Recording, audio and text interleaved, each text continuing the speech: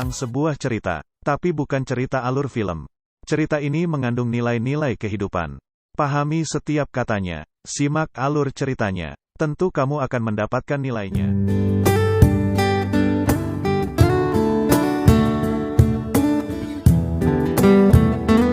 Ada seorang patua bijak didatangi seorang pemuda yang sedang menghadapi masalah.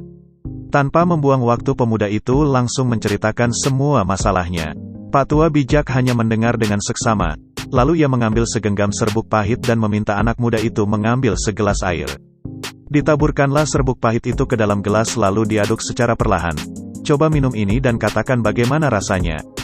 Ujar Pak tua. Pahit sekali, jawab pemuda itu. Pak tua itu tersenyum, mengajak pemuda itu untuk berjalan ke tepi danau di belakang rumahnya.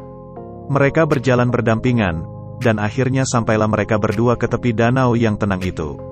Sesampai di sana, Pak tua itu kembali menaburkan serbuk pahit ke danau itu dan dengan sepotong kayu ia mengaduknya.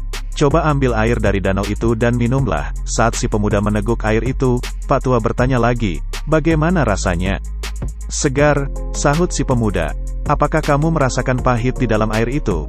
Tanya Pak tua. Tidak, sahut pemuda itu. Pak tua lantas tertawa, sambil berkata, anak muda, dengarkan baik-baik, pahitnya kehidupan sama seperti segenggam serbuk pahit ini, tak lebih tak kurang. Jumlah dan rasa pahitnya pun sama dan memang akan tetap sama. Tapi ingat, kepahitan yang kita rasakan sangat tergantung dari wadah yang kita miliki. Jadi saat kita merasakan kepahitan dan kegagalan dalam hidup, hanya ada satu yang kita dapat lakukan. Luaskan dan perbesar kapasitas hatimu untuk menampung setiap kepahitan itu. Hati kita adalah wadah itu. Jangan jadikan hati kita seperti gelas, tapi buatlah hati kita seperti danau yang besar dan mampu menampung setiap kepahitan itu dan merubahnya menjadi kesegaran dan kedamaian.